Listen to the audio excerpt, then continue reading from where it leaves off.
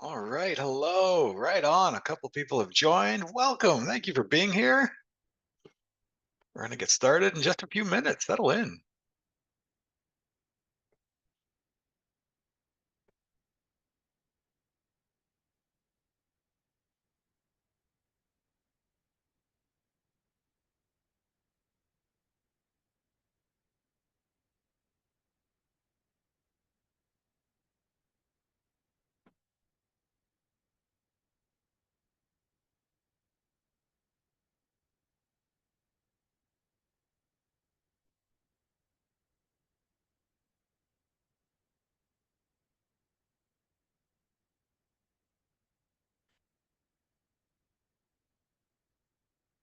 Nice.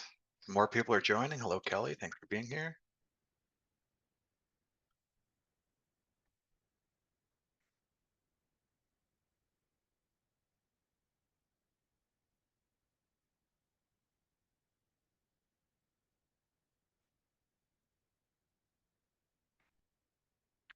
Since you folks are the early birds, you get to help me out a little bit too, if you could. If you could just let me know in the chat that you can hear me, see me, and see the presentation, that would be greatly appreciated.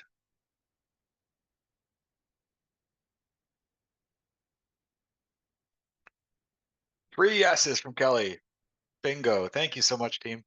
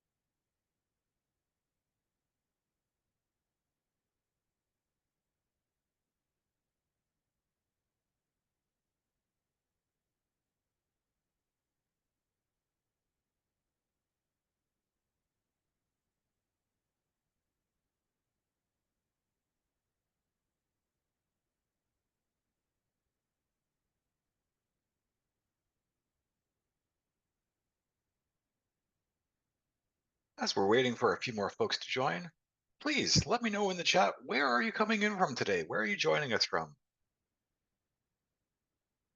We have a global reach, so it's always very fascinating to see where people are located. Red Deer! We have a great relationship. Red Deer Polytechnic. That's not a surprise.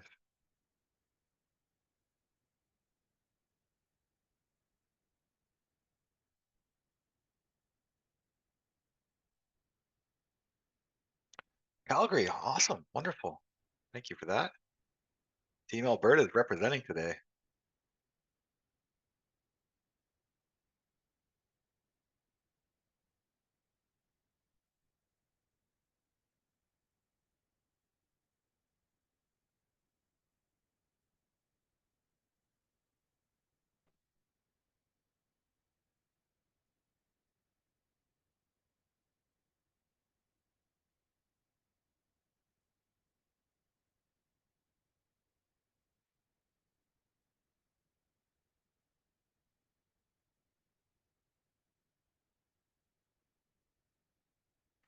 So funny. Usually people are like right to the minute for these webinars. Sometimes they're coming off a previous meeting. We'll give some grace. Get started in just a couple minutes. Thanks for being here. There's a few more folks. Hello, welcome. JD's all connected. Melanie, hello, welcome. Thank you for being here. There's a familiar name. Hi, Anne Marie. So great to hear from you. Welcome back. Awesome.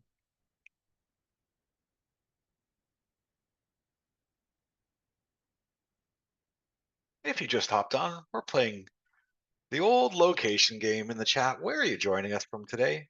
Always so interesting to hear. Let us know.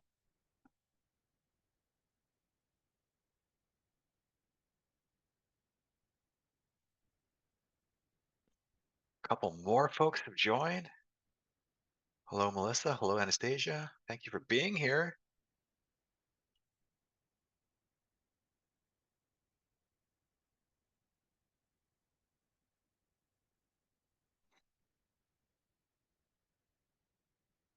Is the top of the hour. We are going to give it just another minute or so. Let some people get here. We are coming in from many different time zones. Good morning.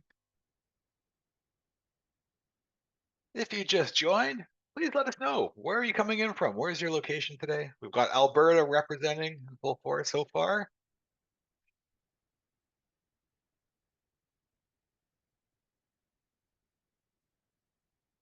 Yeah, Red Deer coming in strong today. Thank you. Nice.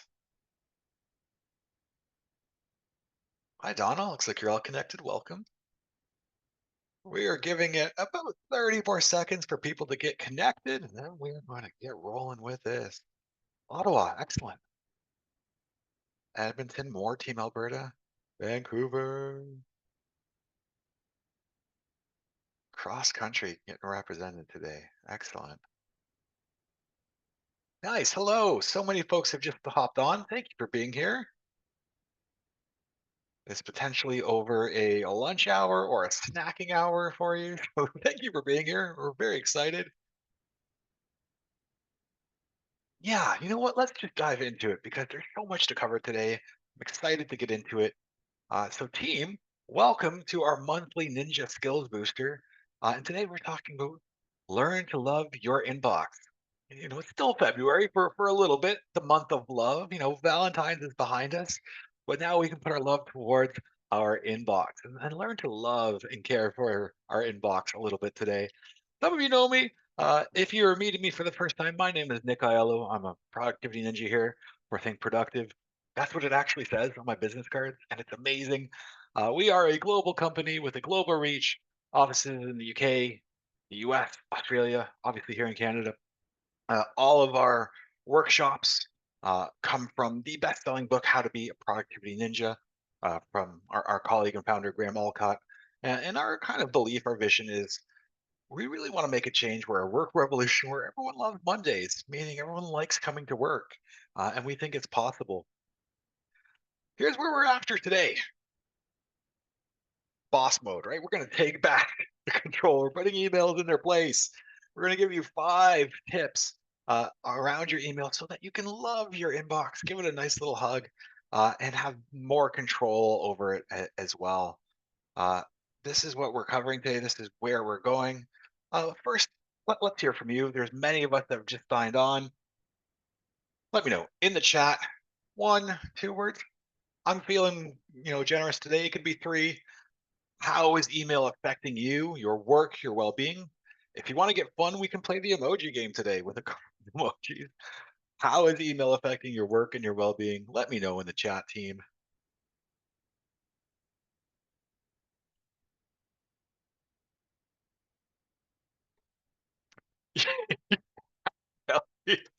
I know that face. That's the overwhelm face. Still can't get a handle on all of them. It's a necessary evil. I like that phrasing. I'm not fond of it, but I have to do it. Overwhelming at times. Jamie, I've been there. Right? Yeah, absolutely. Uh, I like that necessary evil, overwhelming. Too many inboxes. So not just how many emails you're getting, but how many inboxes you have to manage. That sums it up, Anastasia. Absolutely. Um, Many of us, it's a strong word. Uh, well, there you go, right? You kind of tipped it off. It's a strong word, but we often hate email work, receiving emails, sending emails, sorting emails. And there's some reasons behind it. Let's get into some of the stats and the figures here. Here's what the stats are showing us. Each day, on average, a professional is receiving over 120 emails, sending over 40, spending about 3.5 hours of their day or 40% of their day just on email between sending, replying, filtering, sorting. And these numbers are already starting to be a little outdated. This was pre-pandemic. For a more accurate representation, we're probably north of 150 being received in a day, certainly north of 50 being sent in a day, and the time is still about the same. More accurate numbers from a global perspective, um, email's here to stay.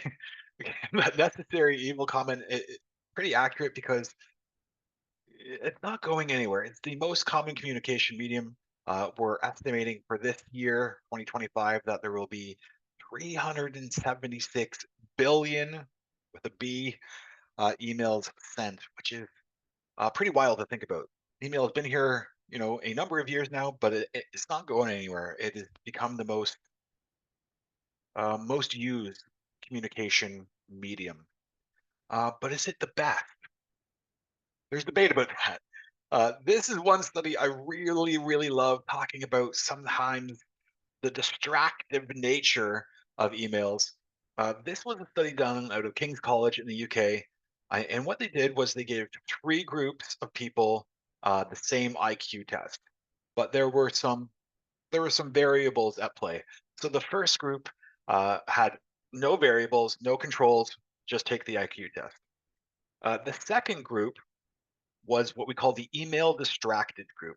And they were subject to pings, dings, pop ups, alerts. They were the email distracted group. And the third group just smoked a lot of pot and got really high and wrote the IQ test. And here's what the results bared out. Without too much surprise, the group with no controls, no variables, did the best.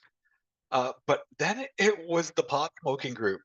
They had a 4-point deviation from the standard group, and it was the email distracted group that had a 10-point deviation from the standard group. But they did worse than the people that just got really high. Now, I'm not advocating just to go get really high instead of dealing with your emails. I'm not advocating that, but that's what the study shows is that you'd be better off getting really high than dealing with being email distracted. So what we're seeing is sometimes email can be a bad form of communication. It's the primary source of office interruptions. It leads you to long, inefficient communication trails. And what we're seeing is a lack of focus, stress, and overwhelm. And the stress is actually coming in kind of three different places as well. And the stress is, a potential meaning stress. So with each email that comes in, we have to determine, what does this mean? Is it important? Is it not important? And even if it's not, we still have to make the choice. There's a stressor of, what do people want from me? With each email, it could potentially represent an unclosed action loop where we have to do something about it. And there's also the kind of the short-term memory stressor. I don't know about anyone else. I'll speak personally. If anything ever went beneath the scroll for me, it was gone. It was out of my consciousness forever. You can let me know with a virtual reaction or in the chat. But has anyone ever had to email themselves something just so they could stay on top of it and it kind of went to the top of the queue? Whoops, I've done that. So there's a stressor there. There's a short-term memory stressor. There's a potential meaning stressor, and there's what do people want from me? We've put a little question at the bottom. I'm going to ask you not to answer that yet, but I do want you to think about it. Take a little inventory of your day. How many times are you checking your email in a day? We're going to ask for some answers a little bit later. I just wanted to start you thinking about it a little bit. Nice. So when we can control our emails, some of the stress is alleviated. More increased attention, more focus, increased clarity. Again, we're going to reduce some of those stressors and more efficient to get more things done. And let me know if that sounds appealing to you. Does anyone here want to get more things done in their day? Yeah, I'm assuming so. That's why you're here. So let's get into it. Why you're all here. Our top 5 tips on how to love your inbox, take control of your emails, and get some things done. We mentioned it. Email is just one form of communication. It's the most popular, the most used, but there are others. Don't overplay the value of email. Could this be a phone call? Could this be an IM message? We teach meeting management. Fixing meetings is one of our Think Productive courses. And the first thing we ask is, does this need to be a meeting? The same question applies to the email. Does this need to be an email? Again, can this be can I stand up and ask someone a question? And again, not to put more meetings on your calendar, but if it's a long wind back and forth email chain, should we just meet in person? And would that solve things a little bit better? So don't overplay the value. This is, coming straight from our ninja Matt from Australia. It's just one form of communication. Don't overplay it. There's other forms out there. And email is also kind of a boomerang, right? For every five we send out, three are coming right back to us. So our number one kind of secret tip, that's not so much a secret around email, is if you want to receive less emails, send less emails. If you feed the beast, it continues to grow. So don't overplay the value. If you want to receive less emails, send less emails. Uh, Also, practicing great email etiquette. We have another course called Email Etiquette, and it's talking about how to make your communications pop, how to make them mindful, how to make them intentional. And this is a really, I think, sage piece of advice. Every piece of communication you send is a step towards, or I'm going to add away from your outcome. What are you trying to achieve? What is your objective? Every piece of communication you send is a step toward or a step away from that end result. So you have to make it count. You have to be mindful about what you're sending. This slide is powerful. This is one of my favorite slides because of its simplicity. I asked you to start thinking about how many times you check your emails. And for some of you, it's, well, I don't check them. My email's always open. And to those people, I say, please turn off your notifications. It's these pings, dings, alerts. This one's called the ghost, right? The one that just appears over here. They are a cause of distractions.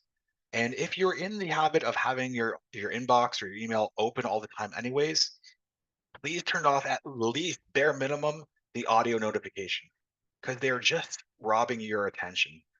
Uh, the analogy I always use, and I'm going to say it a couple times today, email is a really terrible boss, but a really good employee. So if you're telling email what to do, email will listen. But if email's in charge and letting you know with pings, dings, and alerts that there is email, it gets out of control and becomes a constant source of distraction. So we're taking it back, right? Email's good about telling you that there's email. It's shiny tool. It says, play with me. I'm over here. But we're going to get out of this habit of letting email dictate when we play with email. Also, one of our ninja characteristics is stealth and camouflage. Sometimes that means having a little bit of hiding, a little bit of secrecy. So if you are an Outlook user and you don't know about the work offline button, it's magical. It puts a temporary pause on any new incoming email into your inbox. You can still be in your Outlook calendar. You can still compose an email. You can be in your Microsoft To Do. But for the time being, it puts a temporary pause on any new incoming email, so you can be, head down in deep focused work. I will mention this, and I'll say it twice. You do have to unselect the work offline button for your emails to return to you. I'll say it again so I don't get in any trouble. You do have to unselect your work offline button so that your emails will return to you. Because then you'll be like, oh, this was a pretty light day. You have to unselect it for them to come back. Number three, we just said it. Email's a terrible boss. Email's a great employee. So the habit of checking emails whenever email tells you to check is broken. It doesn't work. Instead, you need to be going into your email proactively at a time when you choose and batch process your emails. Okay, from 10 a.m. till 10:15, I'm knocking out as many replies as I can, whatever the case may be. But being more proactive, less reactionary to when email tells you to check it, block off some time. And when you are in your email, you're processing. You're not checking. You're in there for a specific reason. You're in there for composition, and you're going to reply to a bunch of emails, or you're in there and you're processing in batches. So that's part of it. And also, again, we need to be a little bit strategic in how we're handling our email. Many of you are familiar with the 80-20 rule. 80% of our sales come from 20% of our profits. 80%, of our efforts come from 20% of our energies. Very similar. 80% of your emails require no action. We overplay the value of email again because it's the most popular, but it's not the email itself that's important. Often, it's the call to action or the request of your time embedded in the email that's the important part. 80% of emails require no action. 20% of the emails you send are going to produce 20%, 80% of your results. So it's a really, really important stat there. Just make sure that the emails you are working on, ask yourself, is this adding value? Is this creating impact? And if not, it's a low priority. And maybe you should be doing it another time. We also like to kind of extend this because we're cheeky to the 800-20 rule. And that means for about every 800 emails you have in your inbox, there's probably 20 that are useful and the rest are not very useful. Uh, don't assume the default response to each email is reply. Not every email deserves a reply. The default response should be file or delete. And you all know what I'm talking about. I have literally received this email with a mass amount of replies. There is a cake in the kitchen. And then replies, yum, thanks. I'll check that out. Stop the madness. Stop the reply all, one, and stop the unnecessary replies. Again, is this email supposed to achieve something? This one isn't part of the deck, but I really want to add it because I think it's so important. The dreaded CC. People misuse CC all the time. Does anyone even remember what CC stands for? Please put it in the chat if you remember, because this is a pet peeve of mine that people are misusing it. Yeah, some of you remember carbon copy. Do you know how antiquated a carbon copy is? There might be people on the webinar that don't know what the carbon copy is. This used to be how we would imprint credit card receipts. You would get a carbon copy. So what I'd like to do with all of us today, we can pinky swear, we're going to change it. We're going to change the definition together and we're going to spread it. CC now officially stands for courtesy copy. And what I mean by that is who would want or benefit from this email? I'm going to send it to them as a courtesy. And those are now the only people you're allowed to CC. Who would want or benefit from this information? I'm going to send it to them as a courtesy. In an ideal world, and this comes from our email etiquette course, you would include in the body of your email why you copied them on this email. Hey, Jim, I know you're into snowmobiling. I found this article I think you'd like, whatever the case may be. But courtesy copy, who would want or benefit from this email? I'm going to send it to them as a courtesy. Nice. This is going to be a hard one for many of you. Don't do email on your phone. It's there, it's convenient.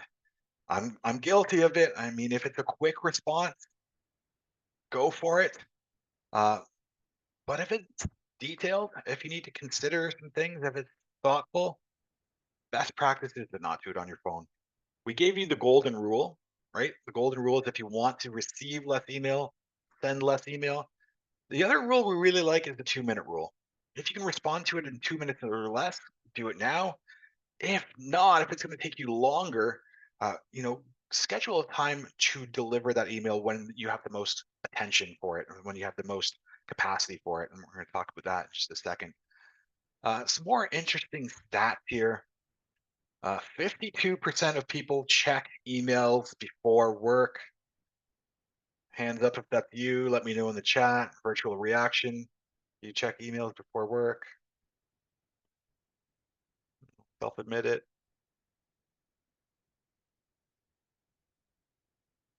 A couple of you. No. Wow. Melissa, you have the power. I admire you. And the rest of the group are liars. Not anymore. Okay, I'll take that answer. I like it. I'll still think that that stat is low.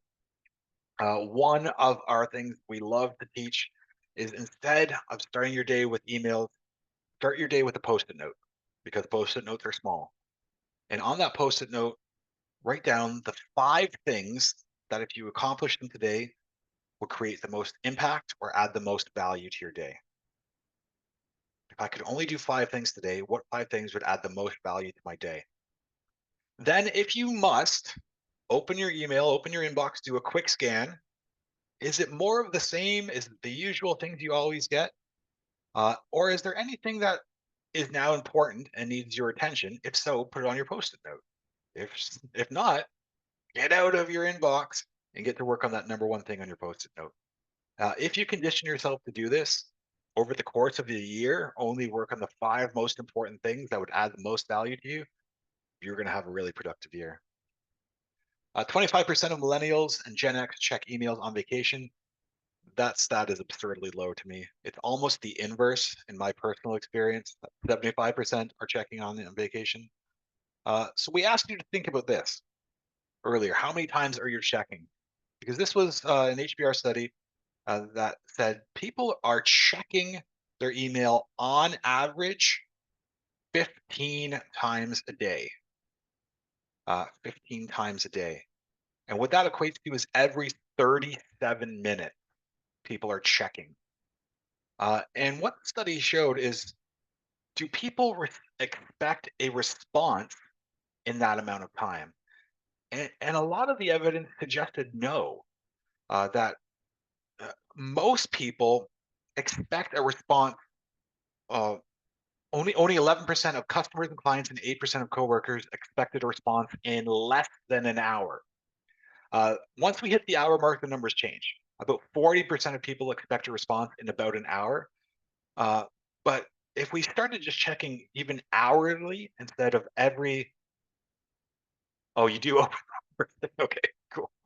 We started checking our emails hourly instead of every 37 minutes. We could cut out 6 checks in our day, and saving ourselves about 25 minutes every day, 21 minutes every day.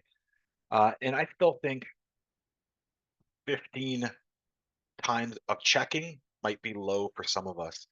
If you're comfortable, Mama said never to ask anyone their magic number, but forgive me, I'm going to do it. How many times do you check your email in a day? Is it once an hour? Is it twice an hour? Is it 15 times a day? Is it always open? Secret answer D, it's always open. Yeah, let me know in the chat if you're comfortable because we are certainly over checking. Email is a terrible boss. Email is a great employee. At least 5 times an hour if I need urgent info. Yeah, on your phone, you're checking it all the time. Nice. Always open, right? Yeah, secret answer D. 4 times a day. Okay, nice.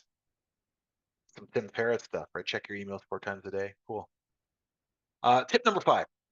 And again, this is one that we're probably the most famous for with our course, Getting Your Inbox to Zero. It's one of our best-selling courses, and it's something we believe is possible. And the secret here is once you get your email to zero the first time, maintaining it at zero is actually not that difficult.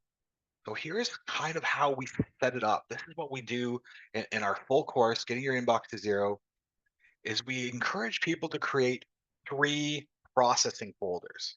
Now, this is where live or current things are. Your at action folder, your at reading folder, and your at waiting folder. So I mentioned earlier the 2-minute rule. If you can respond to it in 2 minutes or less, do it now.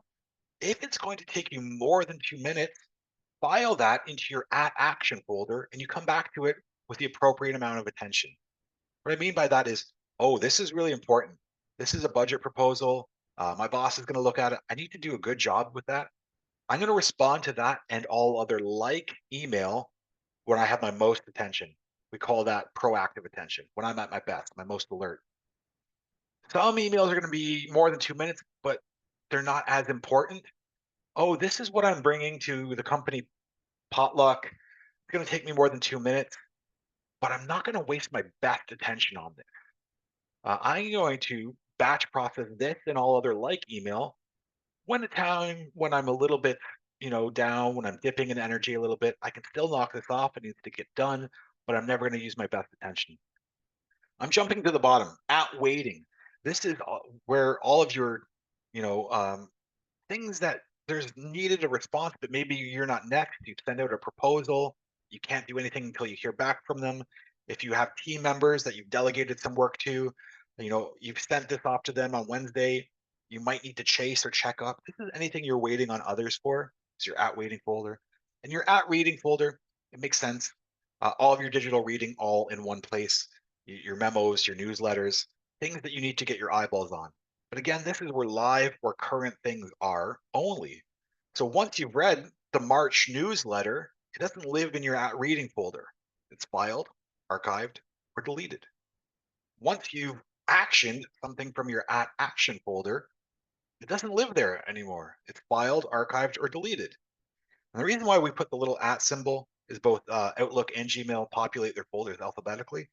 So with the little at symbol, it's going to nest right under your inbox and live there.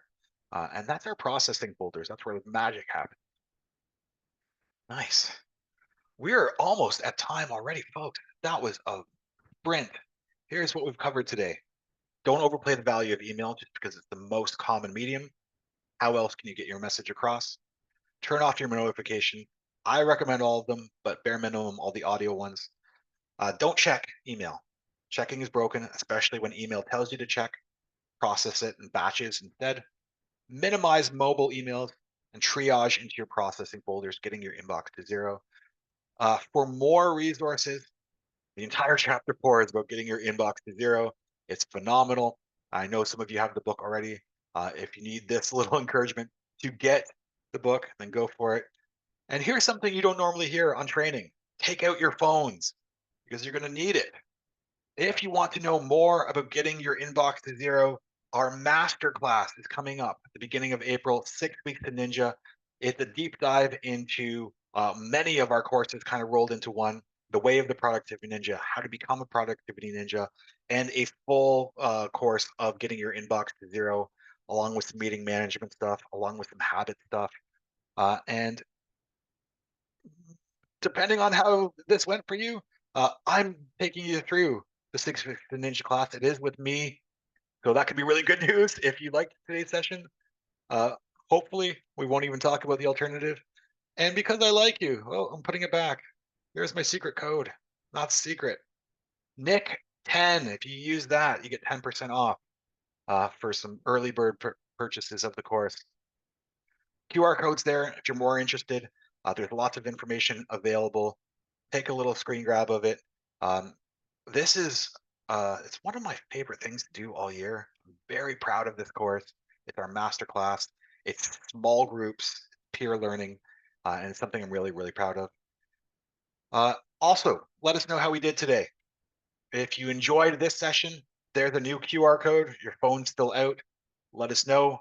This is how we get better. Feedback is a gift, so I'd certainly appreciate it if you let me know how we did today. And while your phone is out, if you want, we have a monthly newsletter that you can reach out to. Again, a lot of little ninja tips and add-ons, and we try to make the newsletter valuable for everyone. So let us know if you're interested in that. Wonderful. Keep in touch. I'd love to hang out sometime. Send me an email. I will process it into my action folder, and I will actually respond to you. So if you're curious, reach out. Team, thank you so much for your time today. Thank you for playing along in the chat with some of the questions. All the best to you moving forward. Be safe, be well. Cheers. Oh, you're welcome. That's so kind. Yeah, you as well. Take care. Thank you.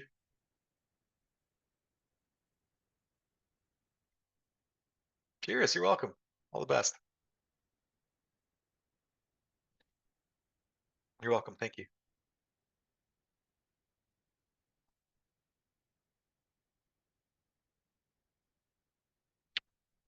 People are hanging out. I'll put this back up just in case anyone's curious. They didn't get a chance to capture it.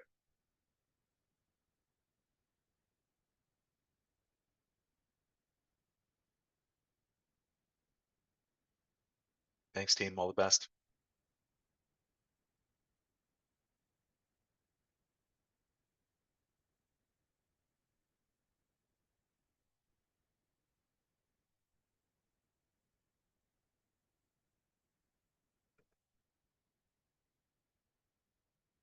Yeah, all the best. Cheers.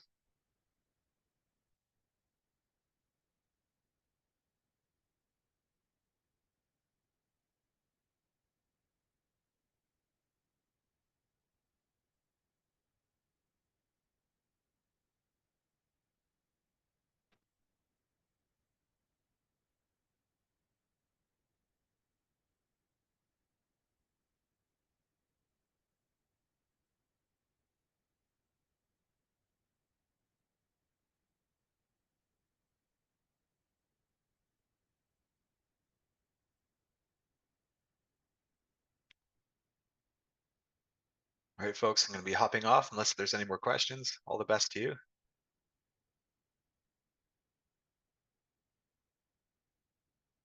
Cheers, everyone. Take care.